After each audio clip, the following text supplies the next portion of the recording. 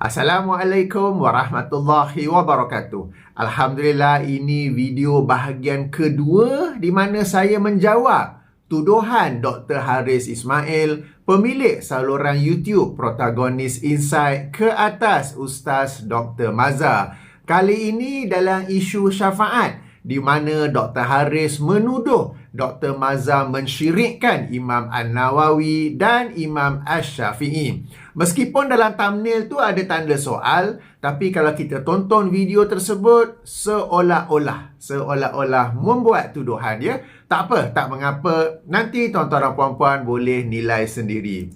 Sesiapa yang baru menonton video ini, jemput tonton video bahagian pertama.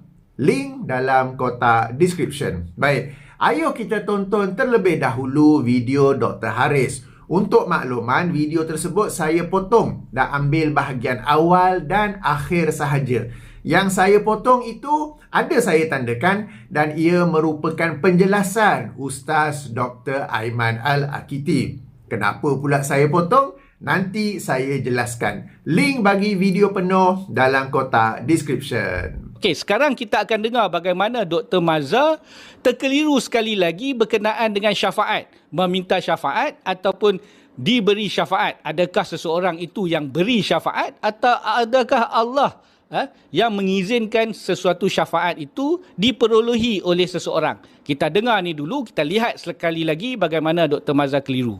Tuan-tuan, saya baca sambungan Qardawi kata, orang yang berdoa kepada orang-orang yang telah mati dan beristighasah, yakni meminta pertolongan pada orang yang mati dan meminta sesuatu daripada orang yang mati, apa yang tidak boleh diminta melainkan hanya kepada Allah, mereka memberi alasan di atas perbuatan mereka seperti mana dakwaan yang dibuat oleh golongan musyrikin jahiliah.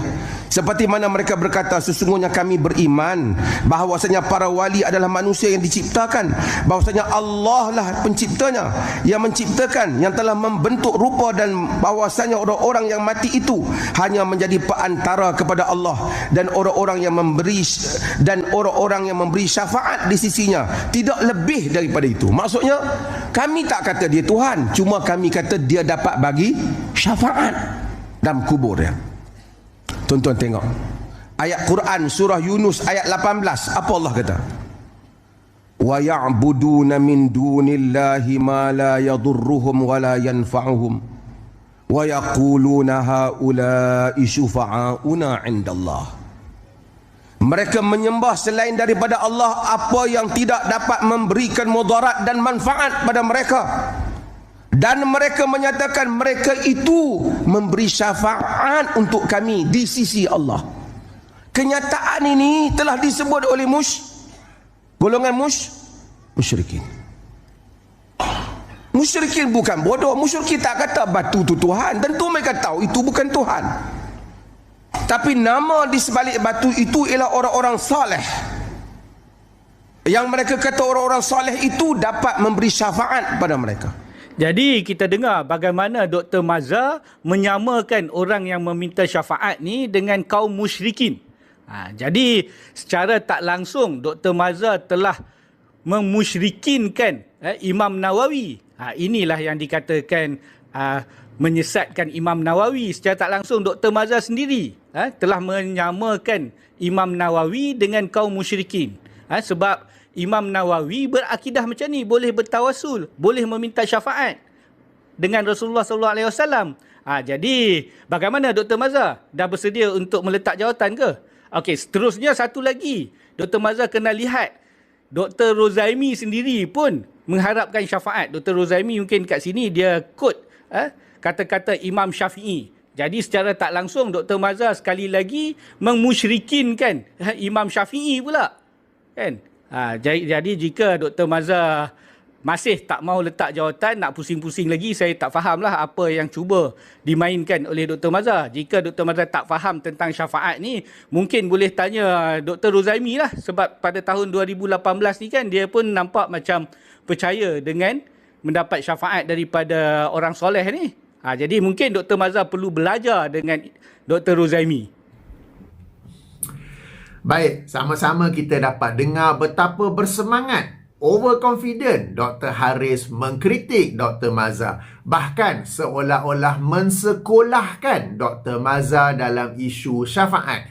Ayo sama-sama kita ulas dan kita tengok yang sebenarnya kena pergi sekolah, atau lebih tepat kembali ke tadika ialah Dr. Haris. Kita mulakan dengan ulasan pertama.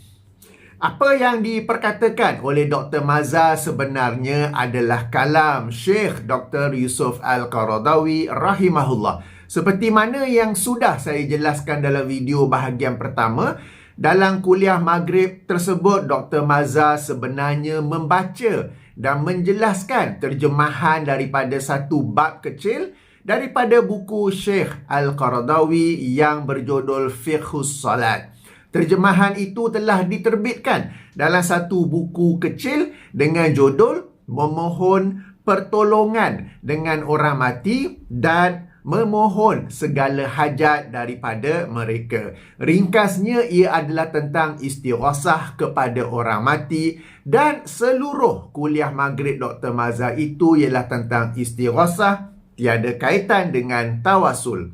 Dalam potongan video tadi juga jelas nampak Dr. Maza sedang membaca daripada buku kecil tersebut, termasuklah ayat 18 surah Yunus, surah yang ke-10. Ulasan kedua, dalam disiplin ilmu Islam, sesuatu perkataan ada maksudnya dari aspek bahasa, ada maksudnya dari aspek istilah syarak, dan kadang-kala ada maksudnya dari aspek konteks ia digunakan. Kemudian jika perkataan Arab itu telah dimelayukan, maka ada maksudnya yang tersendiri dari aspek bahasa Melayu. Ini sebagaimana yang telah saya jelaskan sebelum ini ketika react Ustaz Azhar Idrus tentang maksud fitnah. Sebagai contoh, perkataan solat dari aspek bahasa bermaksud doa. Dari aspek istilah syarak bermaksud ibadah yang dimulakan dengan takbir dan diakhiri dengan salam, dengan pergerakan-pergerakan dan bacaan-bacaan yang telah ditentukan. Maksud pergerakan di sini qiyam, rukuk, iktidal, sujud, ya. Okey, demikian juga contoh lain katakan saum, yang ini puasa. Dari aspek bahasa bermaksud menahan diri sebagaimana dalam ayat 26 surah Maryam, surah yang ke-19. Adapun dari aspek syarak, istilah syarak, maka saum ialah menahan diri dari makan, minum dan hubungan seks antara suami isteri, hubungan jima antara suami isteri dari fajar sehinggalah ke maghrib. Demikian juga dengan perkataan syafaat. Syafaat dari aspek bahasa bermaksud seseorang yang memiliki kedudukan menjadi perantara bagi seseorang lain yang memiliki hajat. Dalil dan contoh penggunaan perkataan syafaat dari aspek bahasa boleh kita rujuk dalam ayat 85 surah An-Nisa, surah yang keempat, di mana Allah Subhanahu wa taala berfirman, "Man yashfa' syafa'atan hasanatan yakul lahu nasibum minha wa man yashfa' syafa'atan sayyi'atan yakul lahu kiflum minha wa kana Allahu ala kulli syai'in muqita." Bermaksud, sesiapa yang memberikan syafaat yang baik, nescaya dia akan memperoleh bahagian pahala daripadanya. Dan sesiapa yang memberikan syafaat yang buruk, nescaya dia akan mendapat bahagian dosa daripadanya. Dan ingatlah, Allah Maha berkuasa atas tiap-tiap sesuatu. Sebagai contoh, saya ingin belajar agama, katakan. Saya ada sahabat bernama Ahmad yang bekerja di bahagian pentadbiran sebuah pusat pengajian. Maka saya minta tolong daripada Ahmad untuk memudahkan saya mendapat tempat memasuki pusat pengajian tersebut. Maka Ahmad yang memiliki kedudukan di pusat pengajian itu adalah pemberi syafaat yang baik kepada saya. Contoh lain, okey, yang ini sebagai contoh saja, ya. Katakanlah, harap tidak, katakanlah saya ingin memasuki kelab malam. tetapi perlu beratur panjang. Maka saya ada kenalan bernama Jamal yang bekerja dalam kelab malam tersebut. Lalu saya minta tolong dia untuk membolehkan saya masuk tanpa perlu beratur. Maka dalam contoh ini, Jamal yang memiliki kedudukan di kelab malam itu adalah pemberi syafaat yang buruk kepada saya. Contoh saja, ya. Okey. Adapun dari aspek istilah syarak dengan konteks pada hari akhirat, syafaat ialah seseorang atas sesuatu yang diberikan izin oleh Allah untuk menjadi perantara bagi seseorang lain yang turut diizinkan Allah lagi diredai olehnya bagi mendapatkan sesuatu manfaat atau mengelakkan sesuatu mudarat di akhirat kelak, seperti keampunan Allah, dipermudahkan perhitungan amal, dibebaskan daripada neraka dan dimasukkan ke syurga. Dalil-dalil bagi syafaat dari konteks hari akhirat, ya, yang maknanya pemberi syafaat pun diizinkan oleh Allah, penerima syafaat pun diizinkan oleh Allah, lagi diredai oleh Allah, telah saya kemukakan dalam video ini. Dipersilakan menyemaknya.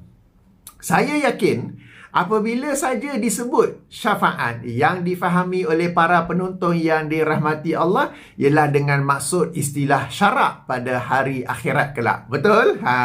Betul lah tu. Cuma jangan lupa bahawa perkataan syafaat ada juga dari sudut bahasa sebagaimana ayat 85 surah An-Nisa yang kita sama-sama baca tadi. Dan apabila kita sebut syafaat dari sudut istilah syarak, kita sebut dalam rangka memohon supaya di akhirat kelak Allah meredai kita dan mengizinkan kita menerima syafaat. Kita sebut dalam rangka perkara yang akan datang.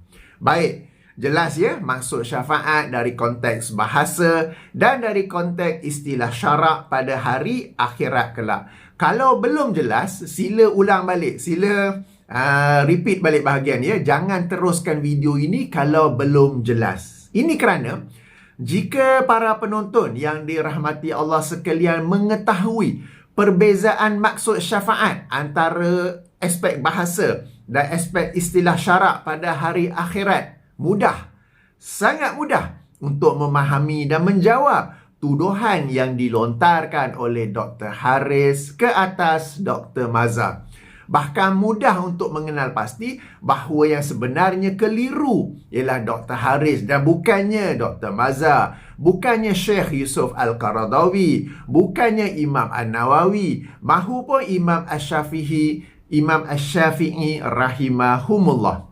Baik, berdasarkan ulasan kedua ini, kita masuk ke ulasan ketiga. Okey, apabila Imam An-Nawawi rahimahullah berkata sebagaimana dalam kitabnya Al-Majmu' Syarhul Muhazzab jilid 8 muka surat 274 edisi Maktabah Syamilah, ya, yang saya select warnakan biru itu, yang bermaksud kemudian hendaklah dia kembali ke tempat awalnya tadi, berhadapan wajah Rasulullah SAW, lalu bertawasul dengannya pada hak dirinya serta meminta syafaat dengannya kepada Allah. Yang dimaksudkan dengan syafaat di sini ialah dari aspek istilah syarak pada hari akhirat. Yang ini kita berharap Allah Subhanahu Wa Taala akan mengizinkan Rasulullah sallallahu alaihi wasallam memberi syafaat kepada kita di hari akhirat kelak. Demikian juga apabila diriwayatkan bahawa Imam Asy-Syafi'i rahimahullah berkata, yang maksudnya, aku mencintai orang soleh walaupun aku bukan dari kalangan mereka. Aku berharap aku mendapat syafaat dengan kelebihan mereka. Yang dimasukkan dengan syafaat di sini ialah dari aspek istilah syarak pada hari akhirat. Yang ini Imam Asy-Syafi'i berharap Allah akan mengizinkan orang soleh dari kalangan generasi beliau, yakni generasi salafus soleh, memberi syafaat kepada beliau di hari akhirat kelak. Perhatikan bahawa kedua-dua kalam Imam An-Nawawi dan Imam Asy-Syafi'i berbentuk doa, berbentuk harapan dan merujuk kepada masa akan datang, yakni pada hari akhirat kelak. Adapun ayat 18 surah Yunus yang dikemukakan oleh Syekh Yusuf Al-Qaradawi yang kemudiannya dibaca oleh Dr. Mazhar dalam kuliah maghribnya itu, ia bukanlah syafaat dari aspek istilah syarak pada hari akhirat kelak. Kerana siapa tahu angkat tangan. Mudah sangat. Mudah sangat. Yes, kerana ayat itu merujuk kepada kaum musyrikin dan kaum musyrikin sememangnya tidak beriman kepada hari akhirat. Maka ayat 18 surah Yunus bukan berbicara tentang syafaat dari aspek istilah syarak, tetapi dari aspek bahasa. Ayuh kita baca ayat tersebut ya, di mana Allah Subhanahu wa taala berfirman, wa ya'buduna min dunillahi ma la yadurruhum wa la yanfa'uhum wa yaquluna haula'i syufa'auna indallah, dan mereka menyembah daripada selain Allah apa yang tidak memudaratkan mereka dan apa yang tidak memanfaatkan mereka, dan mereka berkata, mereka beralasan, haula'i, mereka ini, patung-patung ini, sembahan-sembahan ini adalah syufa'auna, syafaat kami, indallah, di sisi Allah. Syafaat di sini ialah dalam aspek bahasa di dunia, bukan di hari akhirat, sebab ayat ini merujuk pada kaum musyrikin di mana mereka sememangnya tidak beriman kepada hari akhirat. Okay, jadi ringkasnya, kaum musyrikin pada zaman itu, pada zaman turunnya ayat ini, menyembah patung-patung yang satu masa dulu, lama dulu adalah orang-orang soleh mereka. Apabila ditegur bahawa mereka itu menyembah apa yang tidak dapat memudaratkan mahupun memanfaatkan, mereka membuat alasan bahawa sebenarnya mereka bukanlah menyembah patung itu, tetapi sekadar dijadikan syafaat antara mereka dengan Allah. Maksud syafaat di sini ialah dari aspek bahasa, yang ini seseorang atas sesuatu yang memiliki kedudukan menjadi perantara bagi seseorang lain yang memiliki hajat. Patung-patung yang mereka sembah itu diyakini memiliki kedudukan kerana satu masa lalu adalah orang-orang soleh. Justru apabila menyebut syafaat, ia merujuk kepada syafaat pada masa mereka menyembahnya di dunia dan bukannya pada masa kemudian pada hari akhirat. Oleh itu, syafaat yang dimasukkan dalam ayat 18 surah Yunus adalah dari aspek bahasa dan bukannya dari aspek istilah syarak pada hari akhirat kelak. Apabila dibandingkan dengan kalam Imam An-Nawawi dan Imam Asy-Syafi'i, maka dua imam besar ini menyebut syafaat dari aspek istilah syarak pada hari akhirat kelak. Sementara ayat 18 surah Yunus merujuk kepada syafaat dari aspek bahasa ketika di dunia sekarang. Baik, ulasan keempat. Saya ingin mengajak para penonton yang dirahmati Allah sekalian merenungi, memikirkan kenapa Allah menurunkan ayat 18 surah Yunus. Jika mereka tu orang musyrik, biarkanlah saja mereka dengan kemusyrikan mereka itu. Kenapa Allah hendak cerita cara mereka beribadah dan alasan yang mereka berikan untuk melakukan, untuk menjustifikasikan ibadah tersebut? Sebabnya tidak lain dan tidak bukan supaya kita, umat Islam, umat Muhammad, mengambil iktibar dan memastikan cara kita beribadah tidak mirip, tidak seumpama cara mereka beribadah, dan supaya kita juga tidak memberi alasan sebagaimana mereka memberi alasan. Ingat, doa ialah ibadah dan seseorang tidak beribadah melainkan kepada sesuatu yang dia sembah. Apabila ditegur, kenapa kalian, yang ini segelintir umat Islam yang beristighasah, yang berdoa kepada orang mati di sisi kubur mereka, orang-orang yang berdoa tu mereka menjawab, ya, kami berdoa kepada orang mati, tetapi beriktikad bahawa yang memakbulkan, yang dapat memberi manfaat atau menjauhkan mudarat ialah Allah Subhanahu wa taala. Nampak tak bagaimana perbuatan mereka dan alasan mereka mirip kepada alasan orang-orang musyrik yang ditegur dalam ayat 18 surah Yunus. Atas sebab inilah Syekh Yusuf Al-Qaradawi dan para ulama lain yang benar-benar mentauhidkan Allah dan menjadikan agama ini seluruhnya ikhlas, bersih kerana Allah, kepada Allah, sering memberi peringatan dengan ayat ini dan ayat ketiga surah Az-Zumar. Baik, seterusnya urasan ke-5. Tadi saya kata, saya potong atau bypass penjelasan Ustaz Dr. Aiman Al-Akiti. Saya bypass bukan kerana ia salah, tetapi kerana ia betul. Cuma Ustaz Dr. Aiman menjelaskan syafaat dari aspek istilah syarak pada hari akhirat kelak. Sementara yang menjadi perbahasan kita ialah bagaimana menyelaraskan antara firman Allah dalam ayat 18 surah Yunus dengan kalam, dengan kata-kata Imam An-Nawawi dan Imam Ash-Shafi'i. Lebih dari itu, seandainya ada kekurangan dalam penjelasan Dr. Aiman, ia adalah kerana beliau tidak mengetahui isu ini sebenarnya. Maka tidak adil untuk mengkritik beliau andai ada yang perlu dikritik. Tak mengapa. Penjelasan Ustaz Dr. Aiman yang saya bypass itu boleh dirujuk dalam video penuh Dr. Haris, link dalam kotak description. Terakhir, ulasan ke-6 ya. Jika dalam video pertama, saya berkata Dr. Haris bermain jahat kerana memotong-motong video asal kuliah Maghrib Dr. Mazhar, maka bagi video kedua ini, saya tidak berkata sedemikian. Sebaliknya, apa yang saya katakan ialah Dr. Haris jahil dalam disiplin ilmu-ilmu Islam dan gelojoh ingin mengkritik Dr. Mazhar.